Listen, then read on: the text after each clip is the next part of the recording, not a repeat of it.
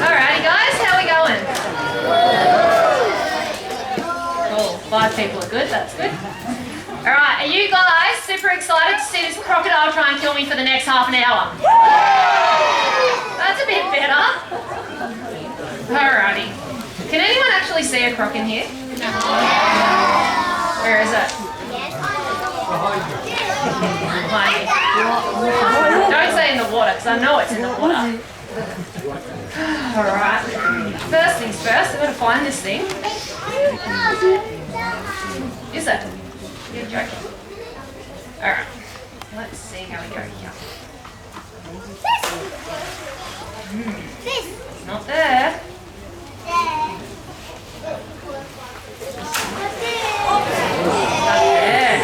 Not there. Try this one more time.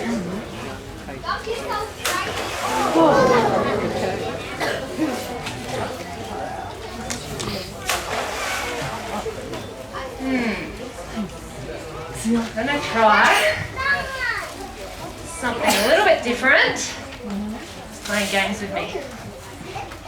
At least we know he's in there, right? Thank you very much.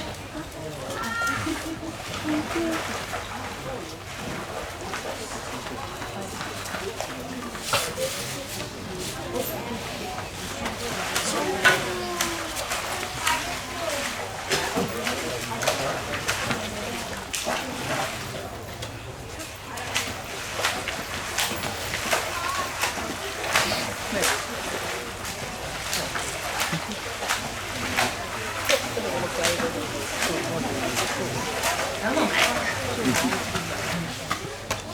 Further out there.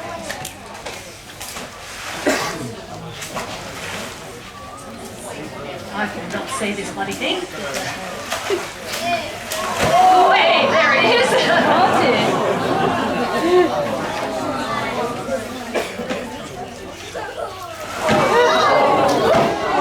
Settle down, settle down. Got there in the end, didn't we? Alright guys, welcome to the Crock Attack Show. What? So now you want to play. My name's Holly and I will be talking crocs with you guys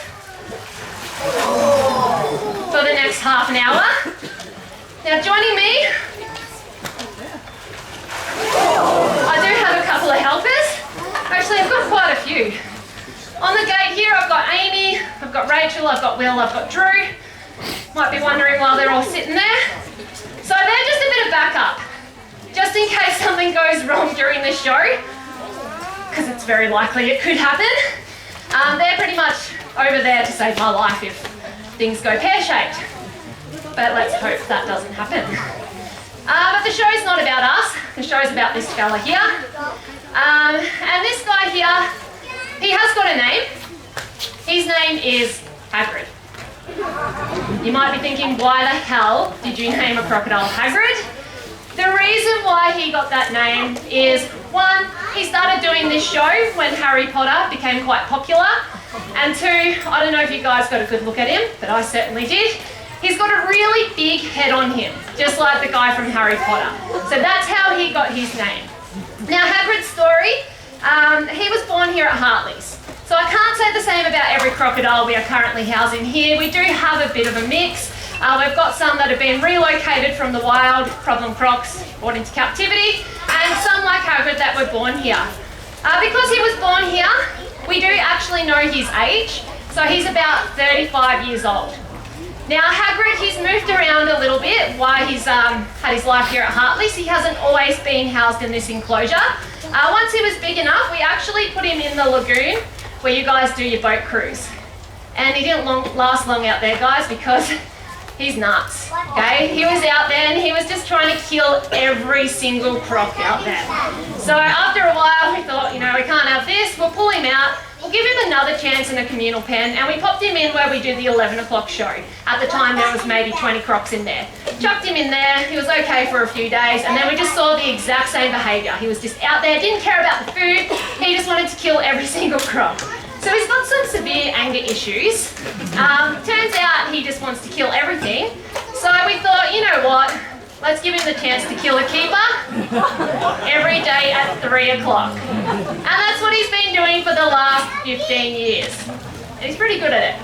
Don't feel bad for him for being in here doing it for 15 years, guys. He wants to do it. He's here waiting every single day at 3 o'clock.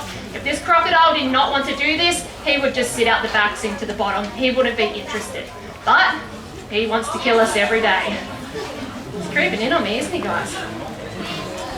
Now Hagrid, last time we measured him, he was about 3.9 metres in length. From that length, we do get an estimate. He would probably weigh around 250 kilograms. So from this size alone, we know a couple of things about Hagrid. We know he's definitely a male because he's far too big to be a female crocodile. And we know that he's a saltwater crocodile. So we only get the two different species of crocs here in Australia, saltwater crocs, freshwater crocs. Those names are extremely misleading. You might hear the name saltwater crocodile and assume they're only found in saltwater. Absolutely not the case. They're both a true crocodile species. They both have functional salt excretion glands, so they can both go into saltwater or freshwater, and both do tend to prefer the freshwater habitats. So saltwater crocodile, this is freshwater right here. So when we are looking at salties and freshies, differences, like I said, the size. Freshies, they sort of average at around 1.5 to 2 metres. Big boys can get to 3 metres. And when you look at them as well, you'll notice that their jaws are a little bit different. So the freshies have a more slender jaw. Now, due to the size, they have actually evolved. The freshies have evolved to eat smaller prey items. So they do eat a lot of fish. They actually get the nickname the fish-eating crocodile. We see them eat lots of birds, bats, frogs, toads. The biggest thing we usually see a freshie take down for a meal is a small-sized wallaby. So when it comes to us and freshwater crocodiles, we're relatively safe. As far as we know, no human has ever been killed by a freshwater crocodile. You can actually go out and swim with them. People do it. In saying that though, I'm not going to promise you won't cop a bite, because people do, bites have been recorded, but most of the stories I have heard of freshwater crocodile bites, the crocodile has been provoked. So I've heard stories of people trying to ride them, people kicking them, people trying to hit them with a GoPro to get a good photo. So obviously, you know, that's going to irritate the crocodile. They kind of deserve a little bite, I reckon. So yeah, you can swim with them as far as we know, no deaths. These guys, on the other hand, they do get much bigger than the freshwater crocodiles. Like I said, Hagrid here, about 3.9 metres in length. He's still under the average size for a male saltwater crocodile. So the average size for a male salty is probably around 4.5 to 5 metres. And we know present days, these guys can get over 6 metres in length. So the biggest one ever recorded was 6 metres, 17 centimetres, and it weighed over 1,000 kilos. So if you've got animals like that, they're taking down large prey items, and I'm talking things like the Asiatic water buffalo. So if a crocodile can take down the Asiatic water buffalo, do you think it can take down a human? Yes. Absolutely. These guys are extremely dangerous, and crocodilians, they are a dangerous species. In fact, we believe they are responsible for roughly 1,000 fatalities worldwide each year. Now, before I go any further, I've got no idea what this thing is. I might see if you want some food. What do you reckon, guys? You're all looking a bit nervous out there. How do you think I feel? All right, let's see. Let's try to find him. There he is.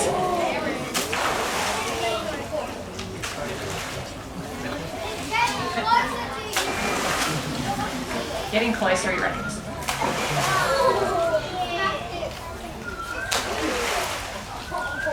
Alright, use the trusty stick again.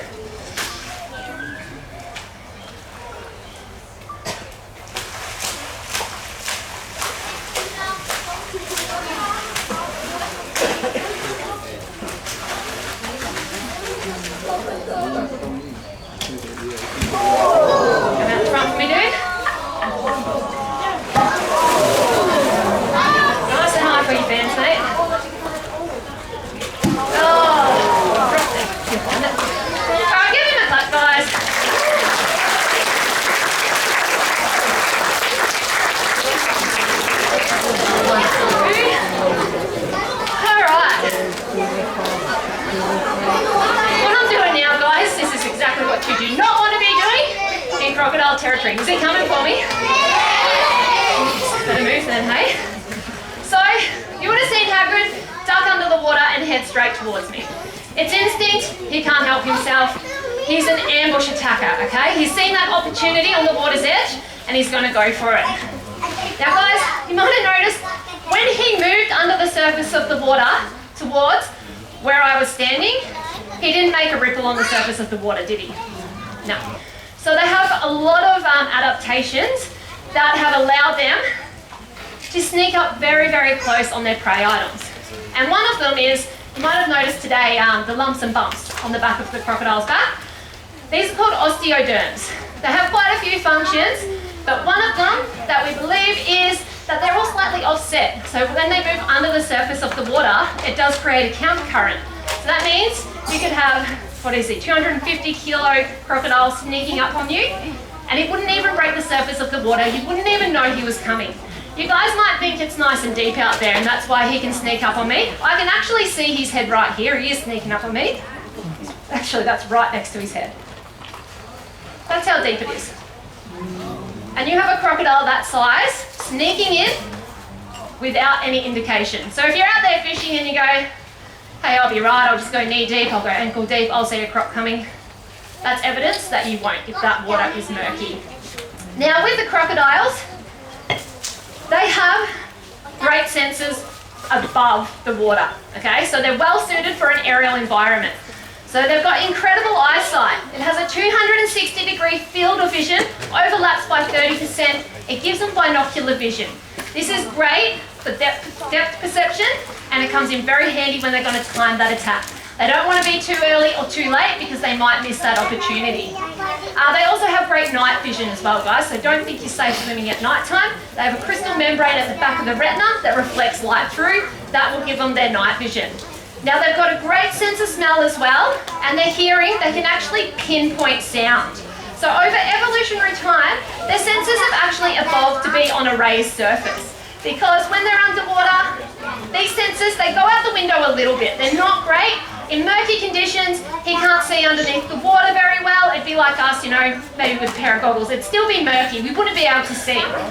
Hearing would be quite muffled, and smell, he can't smell underwater.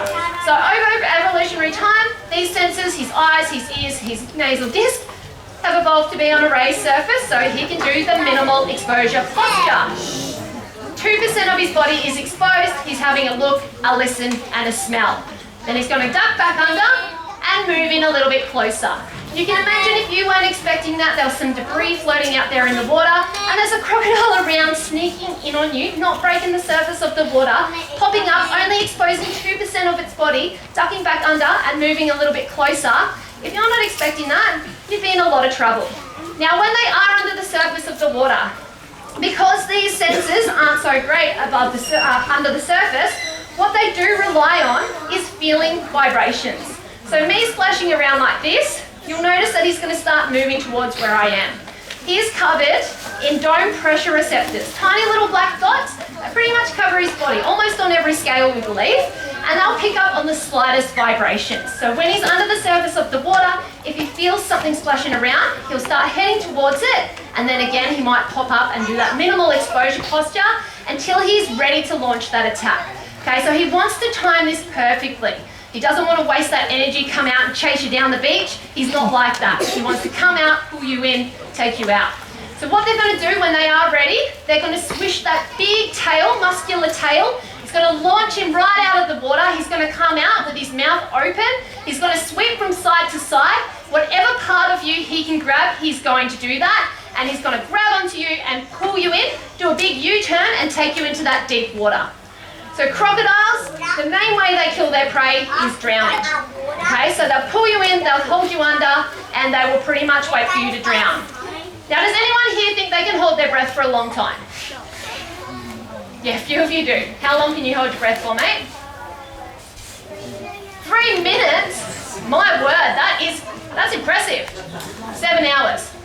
Okay, so on a non-stress related dive, say, really hot day, Hagrid wanted to cool off a little bit, he might sit under the water, and they can do that for about 7 hours.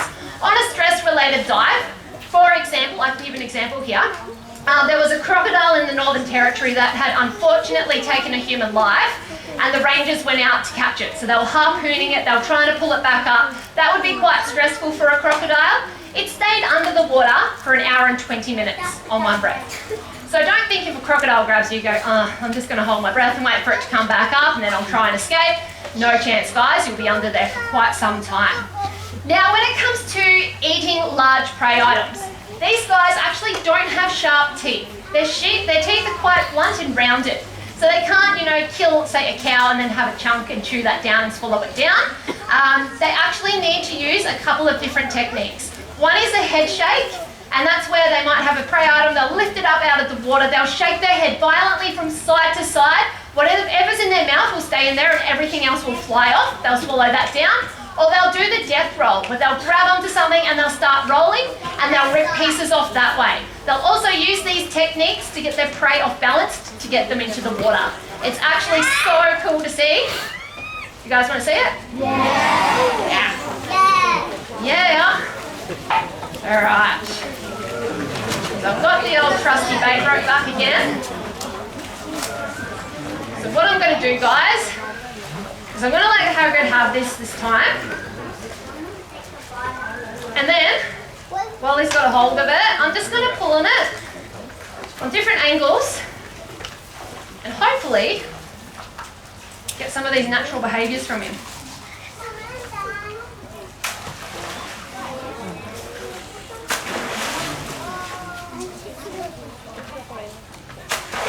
Come on, dude.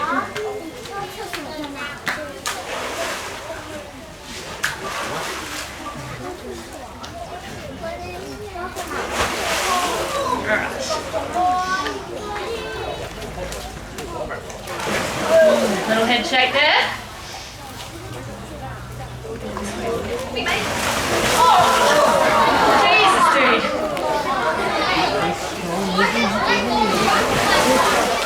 Vicious head shakes. I want to roll. Nice. Come on.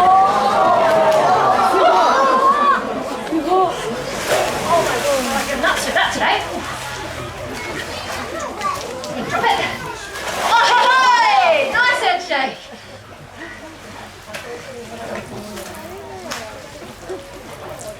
Alright.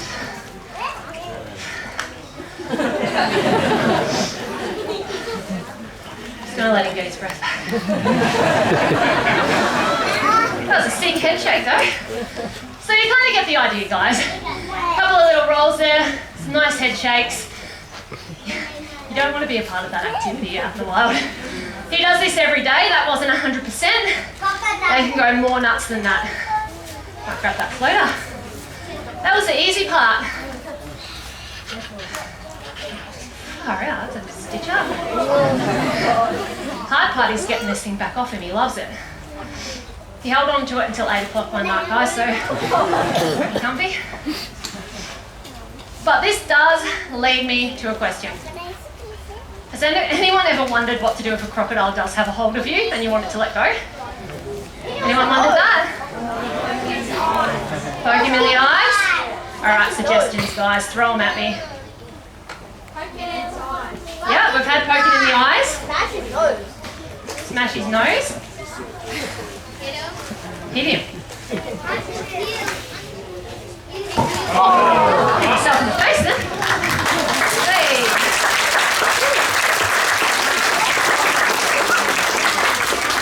Well guys, the real answer is there is no answer. I just want to know because I think that a lot. But I do ask that question every day. And one pretty common one we do get is poke it in the eyes, the old eye gouge. I can tell you guys a story where that's worked if you want. Story time? Okay. Laughing at me? Okay, so this attack, it happened a few years back. It happened up in Cape York. So there were a group of people out camping. From what I've heard, they were actually doing everything right. You know, they were following simple rules. So they were camping 50 metres back from the water's edge, which is very important while you're in Crock country, guys. You don't want to camp right on the water's edge in case one of these guys comes creeping up into your camp. But they did make a mistake. So they collected some fish frames from the day out fishing. I believe they wanted to go crabbing. the next day. You can imagine they're probably a bit smelly, aren't they? So they kept them in their boat up at the camp, and like I mentioned, these guys have got an incredible sense of smell. So in the middle of the night, this crocodile has smelt these fish frames, and it's crept up from the creek and it's gone into the camp. Now it's got into the camp and can't get to the fish frames. They're too high up, they're in the boat. He's had a bit of a look around, and what he has seen is a little old lady sleeping in the swag on the ground. He thought, you beauty, nice and easy. So what this crocodile has done is he's actually grabbed this lady from the swag, done that U-turn, started heading back towards the river. She was a little bit upset by this. There were lots of screams and carrying on, and she woke everyone up. Lucky she did this though, because one of the guys that she was camping with sprung up into action. He ran out in the middle of the night in his jocks. He couldn't really see what was going on, but he's jumped on this crocodile, he's poked it in the eyes, he's copped a bite himself. The crocodile's been startled, it's ran off down to the creek, and he has saved this lady's life. What a hero. Yeah. That's what I said. We were talking about this at lunch the other day, and I was like, he's an absolute legend, what a hero. And the guys were like, nah, he's an idiot. And I'm like, what do you mean he's an idiot? Stated. That's a leaf. They're like, yeah, no, he's an idiot. And I'm like, what do you mean? It's a guy, 35-year-old Aussie. He's jumped out in the middle of the night in his jocks and he saved this lady's life. He's a hero. They're like, he's an idiot. And I'm like, why? They said, Holly, he successfully saved his mother-in-law. And I said, yeah, well, fair enough. Now, guys, when it comes to living with these animals, it is something that we can do quite easily, especially here in Australia. We are extremely lucky. We are well educated about the dangers of these animals. Simply coming here to Hartley's today, watching a few shows, I hope you have learnt a thing or two about how dangerous these animals can be. We have lots of signage, lots of education. We're also not forced into the waterways. We don't have to go in to bathe, we don't have to collect our food, we don't have to collect our drinking water. Okay, other countries are not as lucky as us, and they do come face to face with these animals a lot more than we do. So here in Australia, we actually don't see too many deaths from saltwater crocodile attacks. On average, we maybe have 1 or 2 people a year that may lose their life to a croc attack. Who do you guys think are more likely to get attacked by crocs here in Australia? Tourists? Alright, so I ask this question every day as well, and tourists is the first thing people yell out, usually followed by Germans. Are there any Germans here today? No. They've all been eaten, you reckon? I think that all comes down to this on the sign, Achtung. Just so you guys know, there's only ever been one German person killed by a croc here in Australia, and she was told by her Aussie tour guide she'd be right to go for a swim. She was not okay to go for a swim. It's actually locals, a few of you did yell it out. They're usually well aware there's crocodiles around, and what else do you think might be involved? Absolutely, we're Aussies. We love to drink. We make great choices when we've had a few drinks, don't we? I definitely have. Alright, so I can tell you guys another croc attack story. This one actually happened in the Northern Territory. So it happened on the banks of the Mary River. Those of you who have not been to the Northern Territory, just so you know, there's heaps of crocs up there. There's crocs everywhere. Okay, so some of the rivers up there have, 10 adult crocodiles per kilometre in these river systems. And experts believe if you're silly enough to go for a swim in a river that has a density of 10 adult crocodiles per kilometre, the chances of you being attacked by one is probably going to be around 100%. So if I was up there at the Mary River, there is absolutely no way I would be getting in that water. But anyway, there was a group of local guys celebrating a 30th birthday party. Day drinking, dangerous. They knew there were crocs there because they were local, but also they could see a 4-metre crocodile basking in the sun all day while they were drinking. But, after a few hours, 2 of the guys in the group decided to make a bit of a bet with each other. They fed each other. They could not swim across the other side of the Mary River without being attacked by a crocodile. Just soak that one in for a sec.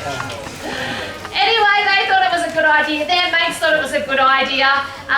And it was right near a caravan park, so there were lots of families and things around watching this happen. But off they went. They jumped in and they started freestyling across. Their mates are cheering them on, thinking it's the best thing ever. And believe it or not, both of these guys made it across. They made it across the Mary River, 4-metre crocodile watching them do this. Incredible. But the party was back on the other side. So they started swimming back across. Their mates are really cheering them on this time. And then all of a sudden, one just disappeared under the water. And that was it. Never seen again. And I don't believe they ever found any remains from this guy either. And that is how croc attacks happen. They time them perfectly. Most of the time you don't even get time to scream. They're so quick at what they do. So this is a really sad story, guys, and just like any other croc attack that has happened here in Australia, it is one that could have easily been avoided. When you are in far north Queensland, you are in croc country, you need to be mindful of this. You need to be mindful of the dangers. If you see this yellow sign down near a freshwater creek, please do not go swimming. They're there to warn you of the potential dangers. Now, I'm sure most of you are up here on holiday and you're thinking, well, bloody hell, I'm up here on holiday, can I not go swimming anywhere? You can go swimming in a few places. So I'll quickly name a few.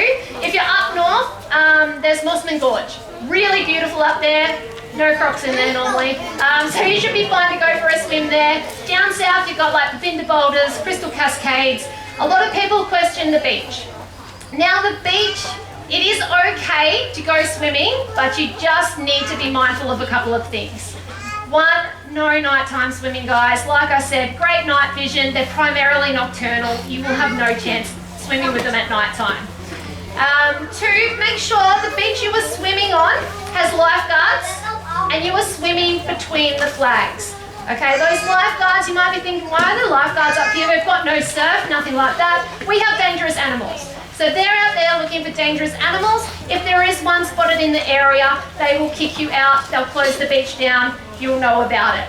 Okay, if you're up at Port Douglas and you go, oh, there's too many people on 4 Mile Beach, I'm going to go down south a bit further where there is no one. There's a reason why there's no one swimming there, guys. It's dangerous, okay? So please, between the flags, make sure your lifeguards are on duty. Now, I am going to feed Hagrid one last time. Before I do this though, guys, I'm going to open it up to you. Question time. Has anyone got any questions? Whoa, 2 straight away. What are your questions, guys?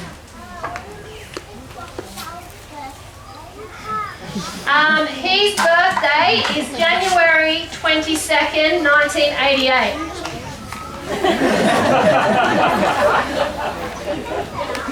Absolutely. Yep. How much food does Hagrid eat? Well, you might have noticed in the show, I've only been feeding him little pieces. That's because he doesn't need much food. If I, gave Hagrid 1 chicken a week, 1.5 chickens a week, heaps of food for him. So if we came out here, did a show, gave him a whole chook, he probably wouldn't be that interested in food the next day. So we just give him little pieces and that will equivalent up to his weekly intake. Yep. In the wild, there was an occurrence between a saltwater, like a relatively big saltwater croc, and a great white shark. The old croc versus shark question. Well, I don't think it would be a great white shark because I think they're more with the cooler waters. These guys, they prefer the warmer temperatures. But croc versus shark, we do get this question a lot. Honestly, couldn't tell you. I think a bigger croc would be, would eat a smaller shark, vice versa. I reckon my money, if it was a croc and a shark the exact same size, I reckon I'd go croc. That's just my opinion. I don't know if anyone has ever observed that. If you've got a shark, bring it in and we can give it a go. But yeah, I don't think anyone's ever observed 2 crocodiles and a croc and a shark the same size battling it out to see who wins. I could be wrong.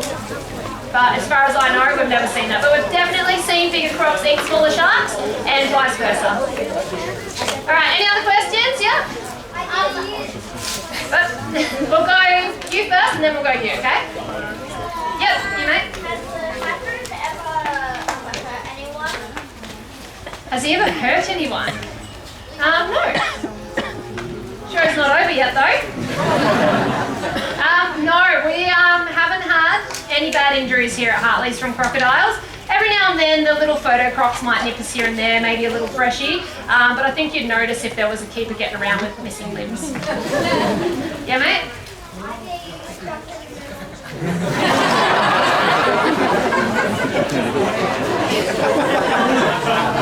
Did we all hear that? I don't even know what to say to that. I don't think I'm that dumb, mate. I might look it, but I haven't had enough beers to do that yet. Come see me Saturday Arvo and then we'll talk. Any other questions? Yep. Oh, I can't hear you. Sorry, sweetie, get that up. The biggest thing he's eaten. Drew, you've been working with him his whole life. What's the biggest thing he's eaten? Nothing bigger than a chicken. That's all right. That's all he needs, remember? Chicken a week for him. Plenty of food. Cheaper than your cat or dog. I don't think you want one as a pet, though. Any other questions? Yeah, in the hat. There is a lot of crocodiles in the world, mate. You are correct. Up the back.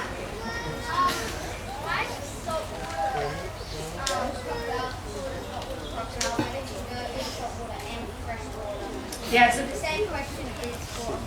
Yeah, like I said, very misleading names there. So we're not sure. It could be, one theory is maybe these guys, their salt excretion glands might be more modified than any other crocodile species. They might be able to spend the most time out there. Some people say that maybe when the European settlers first arrived, they saw these guys in salt water and called them a saltwater crocodile, and saw those guys in fresh water and called them that. So that could be why. Yeah, don't know. Yep. We believe there's 26, 27 different species of crocodilian in the world. Alright, one last one and then I reckon I'm going to feed this guy.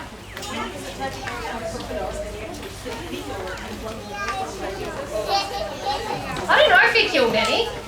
Not sure. He might not have been big enough to kill any, but he was probably out there causing a lot of issues.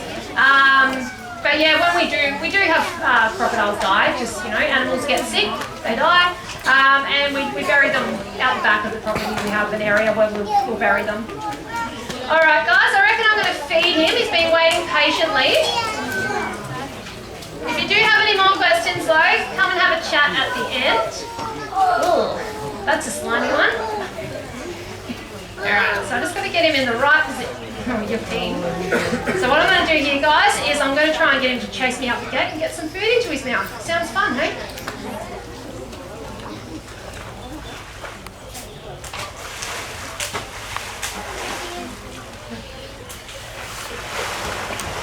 Over here, mate.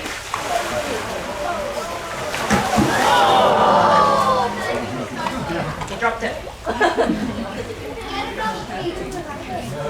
Alright guys, so that's all we're going to do for the Crock Attack show. Thank you all for watching. Like I said, any more questions, come have a chat. If you guys are wondering what other activities we have on today, the next one is cassowary feeding. 4 o'clock, go feed the most dangerous bird in the world. If you don't know what a cassowary is, just picture an emu dressed in drag. That's a cassowary. And then the last thing is our koala talk at the end of the day. It's riveting stuff, guys. Don't miss that one. But thank you for watching. Enjoy the rest of your day.